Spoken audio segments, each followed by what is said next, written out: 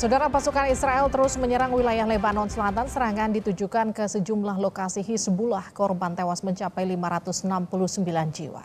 Serangan udara dilakukan Israel ke wilayah Lebanon Selasa malam. Militer Israel menargetkan sejumlah lokasi Hizbullah, termasuk fasilitas penyimpanan senjata yang memicu ledakan. Sementara militer Israel menyebut telah mengidentifikasi serangan yang ditujukan ke wilayah Tel Aviv oleh Lebanon pada Rabu pagi.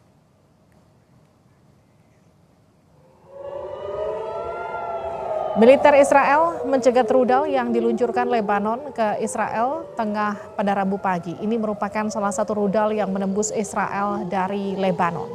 Meskipun wilayah tersebut sering diserang oleh rudal yang diluncurkan dari Gaza pada awal perang, ketegangan antara Israel dan kelompok militan Lebanon Hizbullah terus meningkat selama 11 bulan terakhir. Kekhawatiran warga Lebanon terus meningkat. Jumlah korban tewas akibat serangan Israel di Lebanon naik signifikan. Tercatat hingga saat ini korban jiwa mencapai 569 jiwa. Sementara korban luka 1.835 jiwa.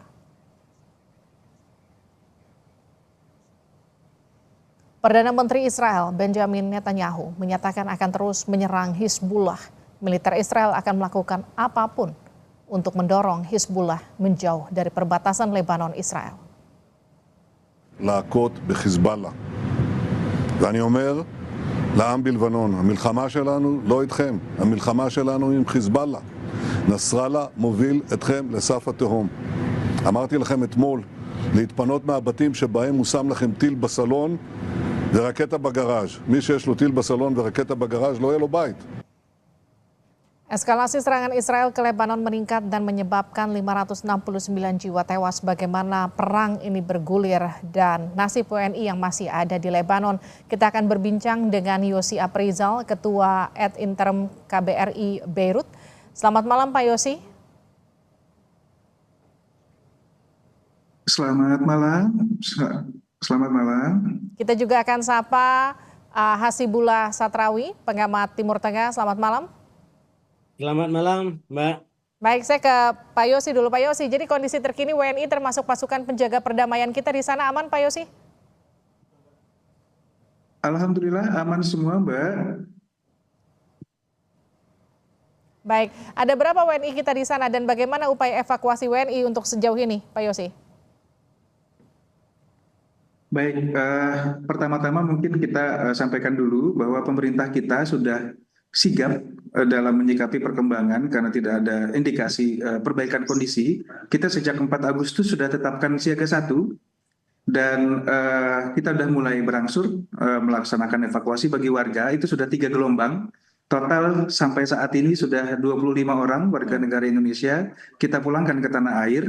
Nah, saat ini kami sedang mempersiapkan evakuasi berikutnya. Nah, di luar dari itu, saat ini kami mencatat masih ada 155 orang warga negara Indonesia yang berada di Lebanon. Ini sedang tentu kita akan terus pantau terus keberadaan mereka untuk memastikan kondisi mereka dalam baik-baik saja kondisi mereka. Baik, Pak Yosi, 155 ini sudah melapor ke KBRI di mana lokasi mereka, apakah kemudian berdekatan atau berpotensi berada di dekat lokasi serangan? Baik, mungkin kalau kita ingat kejadian beberapa hari lalu, intensifnya serangan dari Israel sampai terjadi pengungsian dari Lebanon Selatan, itu kita ada beberapa warga kita di Lebanon Selatan, 3 orang berhasil kita tarik ke Beirut, sekarang sudah kita amankan di shelter, masih ada tersisa 7 orang. 2 orang itu bekerja di badan PBB, kondisi mereka aman, ada satu di Unifil, ada satu di UNHCR, maaf. Ada satu UNHCR, satu di markasnya Unifil, kemudian 5 orang lagi itu ada 1 ibu dan 4 anak yang kebetulan menikah dengan warga Libanon, itu pekerja di kontingennya Spanyol dan kondisinya mereka juga baik untuk yang di Lebanon Selatan. Okay. Kemudian yang lain tersebar, mayoritas itu warga negara kita yang menikah dengan warga negara setempat dan juga pelajar. Pak Yosi, kemarin kan juga sempat ada informasi bahkan ada 2, koreksi saya datanya kalau salah, anggota PBB yang juga bahkan ikut jadi korban di Lebanon sana. Sementara tadi Anda sebutkan juga kan ada warga negara kita yang juga ikut bekerja di PBB di sana. Bagaimana kemudian sebetulnya pola penyerangan di sana? Apakah kemudian kita bisa memastikan bahwa warga negara kita yang berada di sana pasti akan aman? Tentunya kita terus mengingatkan, terus menghimbau mereka untuk tingkatkan kewaspadaan, amati perkembangan kondisi yang terjadi di sekitarnya, dan juga terus melaporkan keberadaannya kepada kami agar apabila diperlukan kami siap memberikan bantuan dan kami juga memberikan kita menyiagakan hotline sehingga anytime warga negara kita bisa menghubungi untuk kita berikan bantuan. Tapi artinya evakuasi menyeluruh masih belum perlu dilakukan ya Pak Yosi ya? Tentu kita sedang koordinasi lebih erat, kita sedang koordinasikan dengan Kementerian Luar Negeri, Kementerian Pertahanan, dan juga instansi-instansi terkait lain untuk langkah-langkah lebih lanjut. Tapi tentu evakuasi kita masih terus berjalan, kita terus upayakan yang tentu ada beberapa kendala di lapangan, contohnya seperti saat ini, kondisi saat ini itu mengganggu penerbangan. Sejauh ini banyak penerbangan yang sudah tutup, nah ini juga menjadi kendala kita untuk melakukan evakuasi. Kita masih koordinasikan dengan kementerian terkait. Baik, Pak Yosi, sebelum saya ke Pak Satrawi ya, ini kita kan punya pasukan perdamaian yang ada di Lebanon, jumlahnya ada cukup banyak ya Pak Yosi ya. Adakah informasi kemungkinan untuk penarikan pasukan kembali ke Indonesia atau seperti apa sejauh ini? Baik, tentu skala yang digunakan oleh UNIFIL itu berbeda dengan skala yang kita gunakan. Kita sipil, mereka di kemiliteran, tapi tentu mereka sudah menyiapkan juga selain KBRI menyiapkan rencana kontingensi untuk warga, mereka juga sudah punya rencana kontingensi sendiri untuk penarikan pasukan apabila sudah benar-benar kondisi darurat tidak memungkinkan adanya keberadaan pasukan kita di sana. Nah ini selama ini kita koordinasi erat, kita saling dukung baik untuk monitoring maupun in case ada warga kita yang membutuhkan. Baik. Saya ke Mas Satrawi, ini kan serangan yang disebut paling mematikan setelah tahun 90. Apa yang kemudian terjadi saat ini? Anda melihat eskalasinya masih akan membesar, Mas? Ya, Mbak Livi dan Mas Yusi, saya di awal ini ingin menyampaikan beberapa catatan sebagai pengantar umum bagi kita semua. Yang pertama, bahwa intensitas serangan sekarang ini terjadi setelah tanggal 17 September kemarin, yang secara pribadi saya mengatakan itu bisa menjadi pembeda dari serangan-serangan sebelum 17 September dengan serangan-serangan setelah 17 September. Saya ingin mengatakan kalau 7 Oktober 2023 itu menjadi awal dari perang Israel dengan Hamas, bisa jadi 17 September 2024 ini bisa menjadi awal dari perang yang lebih besar di antara Hizbullah dengan Israel. Dan oleh karena itu kita sebagai orang Indonesia mestinya bisa memahami minimal dalam 3 poin penting menurut saya Mbak Livi. Yang pertama, kondisi Hizbullah ataupun Lebanon sendiri sebenarnya tidak terkait langsung dengan Hamas ataupun dengan Palestina atau bahkan dengan Israel. Jadi ini konteksnya berbeda sekali. Walaupun memang alasannya adalah sama, alasan solidaritas dan alasan karena politik penjajahan Israel. Jadi Hizbullah melakukan campur tangan dan melibatkan diri dalam serang menyerang dengan Israel semenjak krisis 7 Oktober 2023 sebagai bentuk solidaritas. Atau kalau dalam strategi mereka disebut sebagai strategi wahdatus sahah, bahwa perang yang dihadapi, musuh yang dihadapi adalah sama. Karena itu serangan terhadap Hamas itu dianggap juga serangan kepada Hizbullah. Dan begitu juga dengan kelompok-kelompok lain. Tapi secara hukum dan politik tetap berbeda di antara serangan Israel dengan Hamas dan serangan atau perang di antara Israel dengan Hizbullah. Karena tadi Hizbullah dan Lebanon secara umum tidak ada konflik secara terbarukan dengan Israel, kecuali memang setelah terjadi serangan 7 Oktober sebagai bentuk solidaritas tadi. Dan yang kedua, Mbak Livi, yang ingin saya katakan adalah Lebanon merupakan sebuah negara kecil yang mempunyai trauma konflik yang sangat-sangat mendalam. Ya, Lebanon pernah mengalami perang yang disebut sebagai perang saudara, Walaupun secara akademis banyak ahli mengkritik itu karena terlalu banyak faktor dan kelompok yang berbeda-beda di situ yang terjadi semenjak pertengahan 70-an sampai 90. Dan sekali lagi bagi bangsa Libanon, bagi warga Libanon atau bagi bangsa masyarakat Arab secara umum, perang itu perang yang sangat memilukan.